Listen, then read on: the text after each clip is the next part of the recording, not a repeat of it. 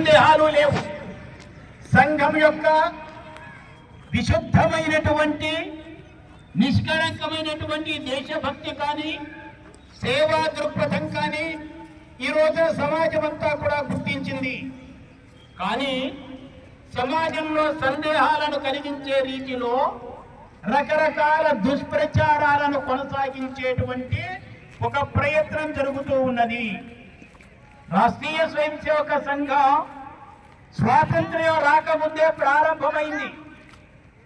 అయితే సంఘానికి స్వాతంత్ర్య సమరంలో ప్రధానమైనటువంటి పాత్ర లేదు.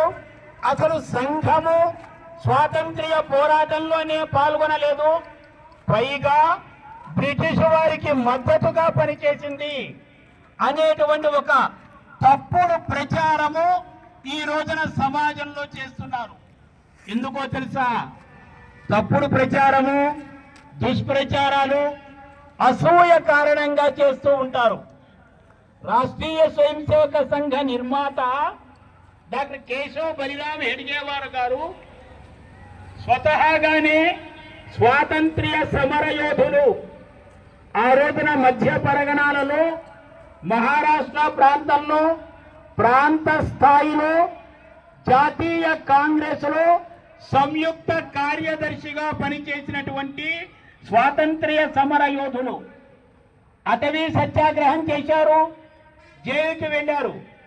ఆ రోజున సంఘంలో పనిచేస్తున్నటువంటి కార్యకర్తలందరి చేత, స్వయం సేవకులందరి చేత కూడా ప్రతిజ్ఞ చేయించేవారు. భారతదేశము యొక్క దాస్య శృంఖలాలను ఛేదించి భారతదేశమునకు స్వాతంత్ర్యము సంపాదించుటకు నేను రాష్ట్రీయ స్వయం సేవక సంఘంలో చేరినాను. ఈ విధంగా సంఘ స్వయం సేవకులు ప్రతిజ్ఞ చేసేవారు. దానికి అనుగుణంగా